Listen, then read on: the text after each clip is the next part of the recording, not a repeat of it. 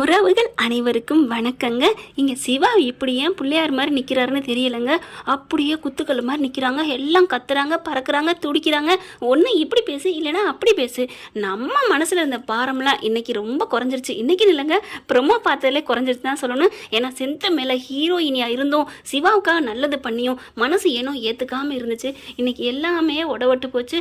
அப்பா, ஐ ஆம் free, so happy அப்படின்னு எல்லா நேயர்களுமே அப்படி தான் இருப்பீங்க.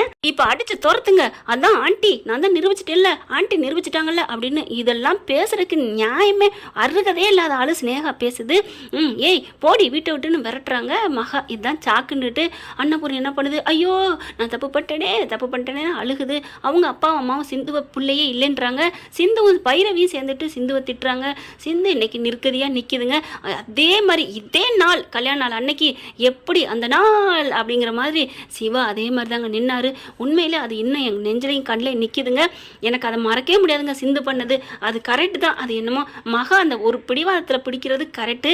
ஆனால் அதை பிரித்து வச்சு அந்த ஸ்னேகாவை தாலி கட்டுறக்காண்டி அந்த பிள்ளை நினைக்கிது, அது தப்பு. இப்போ பார்த்தீங்கன்னா அதே மாதிரி தான் இப்போ சிந்து நிற்கிறாங்க. இப்போ இறக்கப்பட்டு தங்கமேல் எப்படி நல்ல பிள்ளையாக மாறுதோ, மனசு வருந்தி யார் மன்னிப்பு கேட்குறாங்களோ ஏற்றுக்கலாங்க, மன்னிக்கலாங்க, பரவாயில்லை. சிந்து இப்போ மனசார திருந்திட்டாங்களா? திருந்துற மாதிரி தான் அழுகுறாங்க. ஆனாலும் மனசு திருந்தி மன்னிப்பு கேட்குறாங்களா என்னன்னு தெரியல. என்னை மன்னிச்சிருங்கன்னு அழுகிற பார்க்கல பாவமாக தான் இருக்குது. டாக்டரே, அந்த டாக்டரேங்கிறதாங்க பிடிக்கல. உண்மையிலே என்ன டாக்டரே, ஒன்று சிவான்னு சொல்லிட்டு போ, இல்லைன்னா மாமான்ட்டு போ. சும்மா டாக்டரேன்னு சொல்லிட்டு டென்ஷனை காப்புறாங்க. இப்போ என்ன நடக்குது, எல்லாம் முடிஞ்சு போச்சு போடி அப்படிங்கல. என்ன எனக்கு கல்யாணம் பண்ணி வைக்கிறீங்களா இல்லையா அப்படின்னு கேட்க, டைவர்ஸே ஆகலை, அதுக்குள்ளே உனக்கு எப்படி கல்யாணங்கிற மாதிரி பார்க்குறாங்க. அக்கா சொல்லுங்கக்கா, என் பிள்ளைக்கு ஒரு நீதி வேணுக்கா, அவன் ஸ்னேகாவத்தாக உயிருக்குயிராக விரும்பினா அது நல்லா தெரியும், நீங்கள் சொன்னதுக்காக தாலி கட்டினா அப்படி அப்படிங்கிறாங்க. ஆண்டி என்ன சொல்கிறீங்க? உடனே அங்கே அந்த பிள்ளையோட அப்பேன், ஸ்னேகாவோட அப்பேன், இங்கே பாருங்க, நீங்கள் என் பிள்ளைக்கு தாலி கட்ட வைக்கணும், உங்கள் பிள்ளைய விட்டு, இல்லைன்னா நடக்கிறது வேறு. உன் பிள்ளை பண்ண ஊழல் 1008, சிந்து கல்யாணத்தை மட்டும்தான் தப்பாக பண்ணிட்டா. இப்போ அந்த கரையும் தொடச்சாச்சு. அதாவது சிவா மேலே எந்த தப்பு இல்லைங்கிறதும் அதே ஊரறிய வச்சு ஆட்கள், அந்த பெரிய மனுஷங்க, மீசை வச்சவங்க, வெள்ளை வெட்டி கரை துண்டு போட்டவங்க எல்லாரும் மத்தியிலையும் சிவா மேலே தான் தப்பு, சிவா மேலே எந்த தப்பு இல்லை, சிந்து மேலே தான் தப்புங்கிறத நிரூபிச்சாச்சு. அப்புறம் என்ன, இப்போ அந்த சிந்து பண்ணது அந்த ஒரு தப்பு மட்டும்தான், மற்றபடி உள்ளத்தாலையும் மனசாலையும் ரெண்டும் ஒன்று தானோ, எல்லாத்துலேயும் அவள் ஒசந்தவ அப்படிங்கிறத காமிச்சிட்டாங்க. ஏன்னா எத்தனை வாட்டி சிவாவை காப்பாற்றிருக்காங்க, எத்தனை உயிரை காப்பாற்றி போட்டிருக்காங்க, உயிரை கொடுத்துருக்குறாங்க, எத்தனை பிரசவம் கூட பண்ணியிருக்காங்க. நிறைய இடத்துல அந்த 20 கோடி மோசடி பண்ணதை சிந்து தான் காப்பாற்றினாங்க. அதெல்லாம் எங்கள் காருக்குள்ள அந்த உயிர் போச்சு, நெருப்பை வச்சு விட்டாங்க. அதுக்கு காரணம் ஸ்னேகா பண்ண வேலை தான், அதையும் காப்பாற்றினா. அப்போ நல்ல மனுஷி தானங்க. அதனால தப்பு மன்னிப்பு கேட்டாங்க, போயிட்டு போகுதுன்னு விட்டுறலாம். ஆனால் அதை முடியவே முடியாதுன்னு சிவா அம்மா சொல்கிறாங்க. அதனால ஸ்னேகா வேணான்னு சொல்லிக்கிட்டு இருக்கேல, இங்கே தாலியை அத்துட்டு எனக்கு தாலியை கட்ட சொல்லுங்கன்னு சொல்லிட்டு, ஏய் சிந்து நில்லடி அப்படின்னு போய் தாலியை அக்க போகிறாங்க. தாலியை விடு, என் தாலி மேலே கை வைக்காதன்னு சிந்து அழுகுது. பைரவி அப்பா அம்மா அப்படின்னு சிந்து அழுகுறாங்க. ஆனால் 3 பேருமே திரும்பிக்கிறாங்க. சிந்துக்காக ஒன்றுனா துடிச்சு குரல் கொடுக்கறது பைரவி, அதுவுமே அப்படி பேசாமல் நிற்கிது. ஆறுமுகத்தினால ஒன்றுமே பண்ண முடியல. ஆனாலும் கொஞ்சம் மனசு ஒரு மாதிரியாக இருக்குது. பொண்டாட்டி மனசை கவர் பண்ணல. என்னதான் கூட பிறந்தவங்க மேலே சண்டையாக இருந்தாலும் பிறந்தவங்களுக்காண்டி நிற்கிறானேன்னு கொஞ்சம் ஆசை வரும்ல. அதனுடைய ஆறுமுகம் என்ன பண்ணுறாரு, கையெடு, அதெல்லாம் ஒரு தாலி மேலே கை வைக்கிற தப்பு அப்படின்னு ஸ்னேகா பிடிச்சி இழுக்கிறாரு. அப்படி சிவா அதுக்கும் பேசாமல் நிற்க, அதெல்லாம் முடியாது, இந்த தாலி என் காலத்தில் ஏற வேண்டியது, ஏய் சிந்து இது அத்தை, அந்த காலத்தில் தாலி கட்ட வப்பேண்டி அப்படின்னு சொல்லிட்டு அப்படியே பிடிச்சி இழுக்க என்ன பண்ணுறாரு, அப்படியே வந்து சிவா டக்குன்னு கையை வைக்கிறாரு. வச்சுட்டு என்ன யார் தாலியில் யார் கை வைக்கிறது அப்படின்னு சொல்லிட்டு இழுத்து விட்டு ஒரு அறை குட்டுக்கிறாரு. குருமி கூத்தாடி சொயின்னு போய் அவங்க அப்பங்காலில் போய் விழுகுது. விழுந்ததுக்கப்புறம் என்ன அப்படின்னு அவங்க ஆத்தாக்காரி மகா வருது, அவங்க அப்பன் வர, எல்லாரும் வர, நில்லுங்க எல்லாரும் பேசாமல் அமைதியாக இருக்கீங்களா, இங்கே நான் ஒருத்தர் இருக்கேன், என்னை விட்டுட்டு ஆளாளுக்கு பேசிட்டு இருக்கீங்க அப்படின்னு சொன்ன சிந்து நிமிந்து பார்க்குது. அன்னபூர்ணி வருது, என்னப்பா நீ சொல்ல போற அப்படின்னு கேட்க, நான் உனக்கு தப்பு பண்ணிட்டேன்ப்பா, நான் தப்பு பண்ணிட்டேன் அப்படிங்கிற. ஆண்டி எனக்கு தாலி கட்ட சொல்லுங்க ஆண்டி, இந்த கல்யாணத்தை முறிச்சு விடுங்க ஆண்டி அப்படின்னு சொல்ல, இங்கே பாருமா, எந்த தப்பாக இருந்தாலும் இனிமேல் நான் எதுவும் பண்ண மாட்டேன், எந்த முடிவாக இருந்தாலும் அவங்கவுங்க எடுத்துக்கட்டும். ஒரு வாட்டி நான் தப்பான முடிவு எடுத்துட்டேன், அதுக்காக நான் சிவா கிட்ட காலில் விழுந்து மன்னிப்பு கேட்குறேன்னு காலில் விழுக போகிறாங்க. ஐயோ பெரியம்மா எந்திரிங்க அப்படின்னு எந்திரிக்க வச்சுறாங்க. நீங்கள் ஒன்றும் அன்னைக்கு தப்பெல்லாம் பண்ணலை பெரியம்மா, நல்லதான் பண்ணியிருக்கீங்க அப்படிங்கிற எல்லாரும் தூக்கி வாரி போடுது. ஆமாம் பெரியம்மா, யார் தாலியில் கை வைக்கிறாங்க, அன்னைக்கு வேணா அவள் எனக்கு தாலி கட்ட வச்ச விதம் தப்புன்னு நான் சண்டை போட்டிருக்கலாம். ஆனால் இன்னைக்கு அது ரைட்டுன்னு நான் நினைக்கிறேன். இன்னைக்கு நான் அவளை லவ் பண்ணுறேன் பெரியம்மா, அவளை நான் பொண்டாட்டியை ஏற்றுக்கிட்டேன் பெரியம்மா அப்படின்னு சொல்கிறாங்க.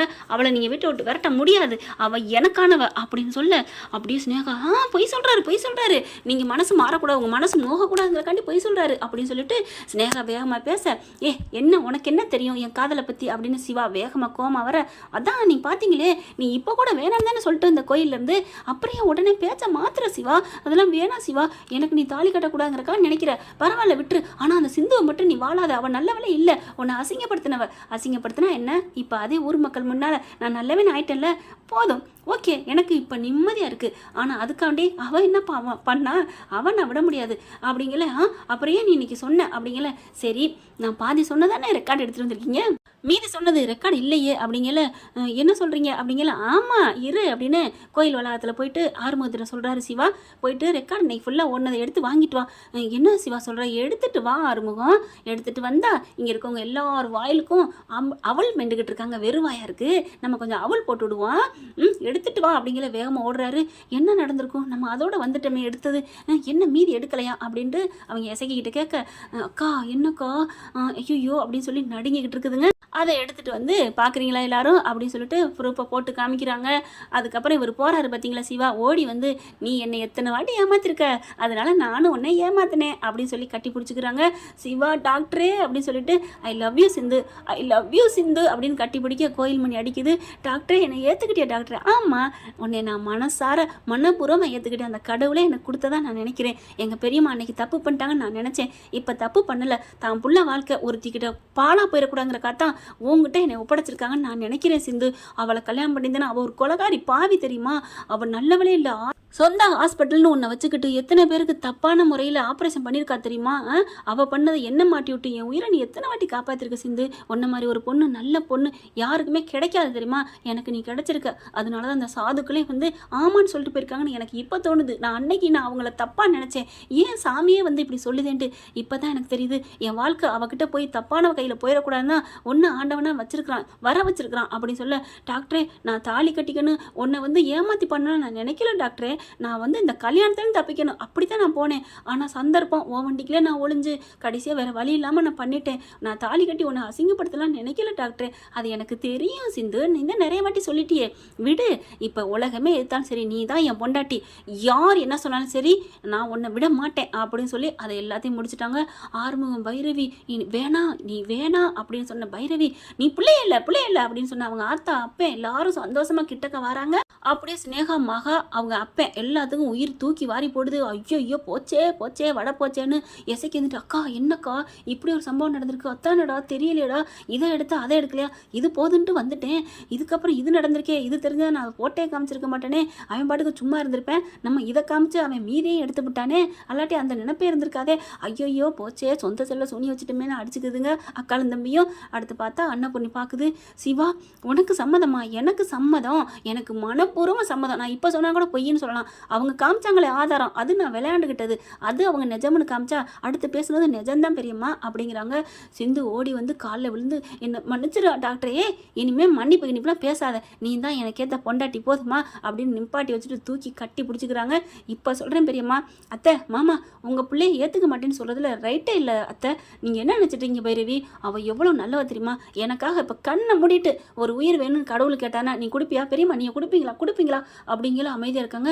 சிந்து அப்படிங்கிற நான் கொடுப்பேன் டாக்டரே, எப்படி கொடுக்கணும்னு சொல்லு, இப்போவே நான் மலை உச்சிக்கு போவேன், பார்த்தீங்களா கேட்க கூட இல்லை, எனக்காக கொடுப்பா என் சிந்து மாதிரி பொண்ணு கிடைக்கவே கிடைக்காது, என்ன நினச்சிட்டு இருக்கீங்க, என்னை அடையணும்னு தப்பாக ஒரு தவறாக எடுத்துட்டா முடிவு, அவ்வளோதான். அவள் நிறையா வாட்டி என்கிட்ட வந்து சொன்னான், நான் தான் இவன் மேலே இருக்கிற நல்ல மனசுன்னு நினச்சி நம்பி இவளை நான் கைவிட்டேன், அதுக்கு ஆண்டவன் கொஞ்ச நாள் எனக்கு தண்டனை கொடுத்தான்னு தான் நான் நினச்சிக்கிறேன், சிந்து வா சிந்து அப்படின்னு சொல்லிட்டு கெத்தா கையை பிடிச்சி கூட்டி போகிறாங்க.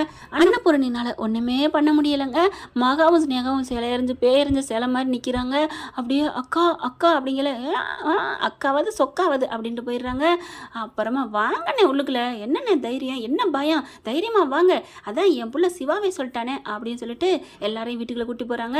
வெளியில் நிற்கிறது எசக்கி மகா ஸ்னேகா அவங்க அப்பேன். அப்புறம் பஞ்சாயத்து இருந்தவங்களாம் அப்புறம் என்னங்க அவங்களே ஏற்றுக்கிட்டாங்க, அந்த பொண்ணு நல்லவர்னு டாக்டரே சொல்லிட்டாரு, அப்புறம் என்ன வாங்க வாங்க இதெல்லாம் தள்ளிடக்கூடாதுன்னு எல்லாம் போயிடுறாங்க.